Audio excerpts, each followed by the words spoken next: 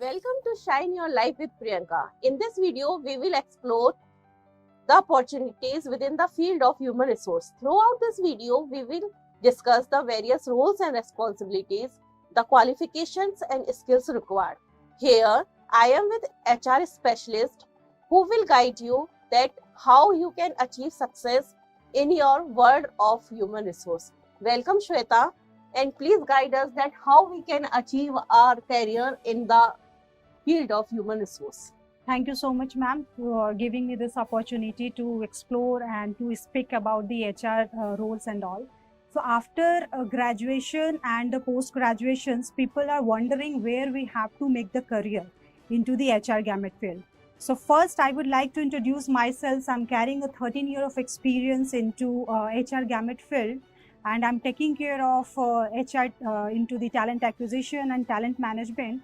So here the HR role is totally depends on the two parameters, that is the talent acquisitions and talent management, where graduate or a postgraduate candidates or employees can enhance their career into the HR role. So this is the two parameters where we can move into the HR career, talent acquisition and talent management. Right. So this is the role for that. So let's go further and we will discuss about the talent acquisition. Yes, so for talent acquisition, again, we have to look into these two parameters, that is the short-term recruitment and the long-term recruitment. This is the process where I will be sharing you the details in the what is the process of the recruitment and the talent acquisition. First, I would like to elaborate this short-term recruitment and a long-term recruitment. So what exactly is short-term recruitment? Short-term recruitment, it depends on the how you are posting your job into the social media. So this depends on the short-term recruitment. Second, the rehire policies, rehire process, where that is called a boomerang, where we can hire the people of the ex-employee. That comes in the short-term recruitment. Okay. In the long-term recruitment, what we have to do when we are hiring a leadership role or a managerial role, then that skills must we need about it, with what kind of a role and what kind of a requirements we have to hire. That comes in the long-term recruitment, because this requires a lots of patience, lots of coordinations, because these are the guys comes into the very leadership role and a high level of experience. So that requires a full strategy where we have to fit the people into the organization. So it depends on the long-term recruitment. These all are the process of a short-term and the long-term recruitment, where we have to look like what is the process of the talent acquisition and recruitment. To estimate a need recognition. Recognition means estimate need recognition means we have to finalize, go to the job description and everything, and then we'll have to go for the sourcing and pulling the resource from the some job boards. Source and attract talent. This comes in the where we have to maintain the data. If we are having a data, then we'll pull the resource from this talent and attract the talent into the organization. Then comes to the select qualified candidates. Once we are moving for the telephonic round or PI interview, then what comes? Then select the qualified candidates and place the candidates on the right job. Candidate screening comes across when we are sourcing and screening the profiles, that comes in the candidate screening, means the profile screening basically. Initiate hiring process and then onboarding process. So this talent acquisition comes across the onboarding process, where we have to handle the end-to-end recruitment. So this totally comes into the talent acquisition part.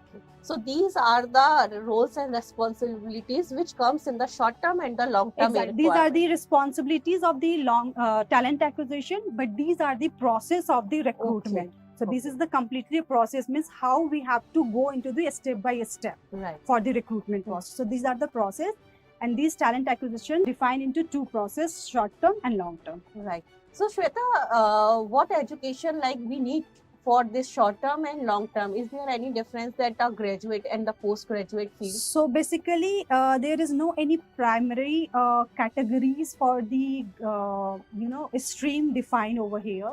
For the short term, what we are doing in a short term, majorly BPOs is also hiring for their process for the recruitment and all. So what they are doing, they are hiring people for the graduate level, those who are having a average communication or a good communication, so they can come into the short-term recruitment. Okay. What they have to do, they have to call the candidates and pulling the candidates into the organization, and that their recruitment has been done.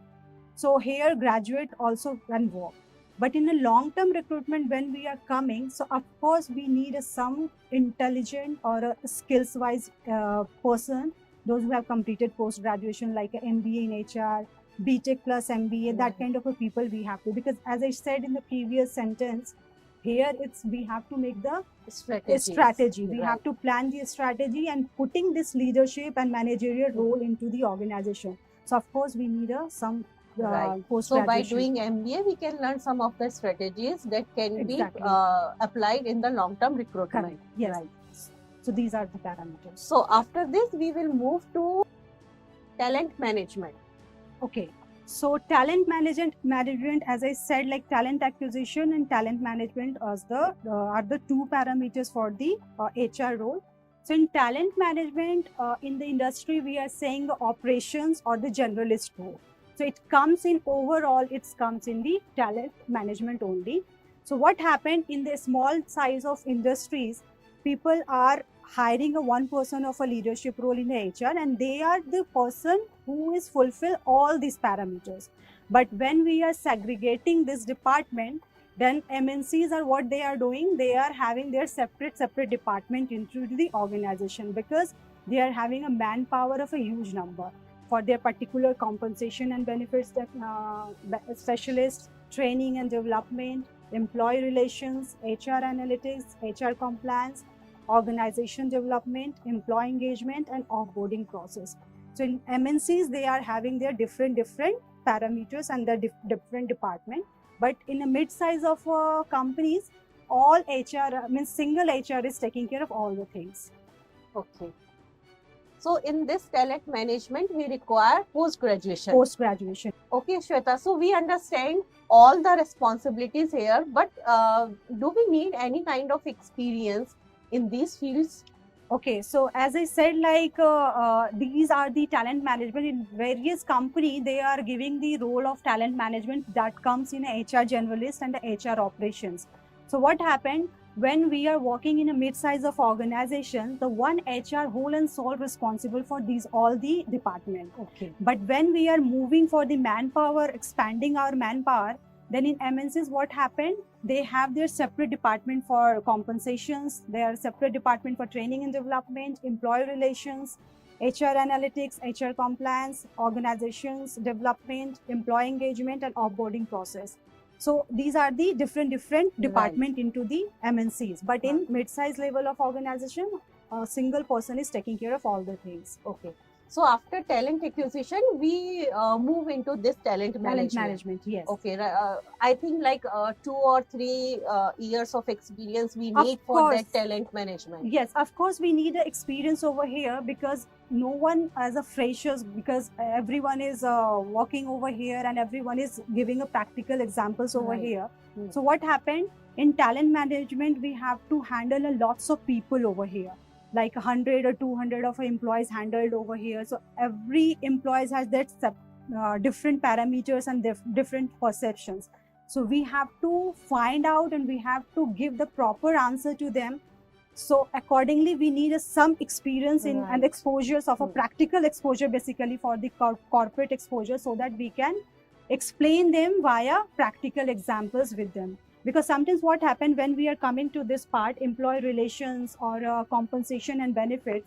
So what happened when we are doing the payroll? So lots of employees are coming and they have their grievances related to their salary. Means how you are disbursing your salary and how you deduct my salary. So in that case, we have to particular giving example set. Like for the compensations, if we are disbursing and the salary, so we have to give them a salary and next year. So these are the breakup, these are the policies which we are following, and based on that only we have to disbursing the salary. So actually, it's very difficult to handling the conflicts and handling this yes, in the market, they are they are lots of making a joke on the HR, but HR is the very vast Right. parameters and the vast role where every HR is playing a different role over there in every department, whether it's a compensation, whether it's employee engagement. So every people are playing their different role. Yeah. So this And is a very HR vast is role. very important department in any of the organization. Exactly. Right.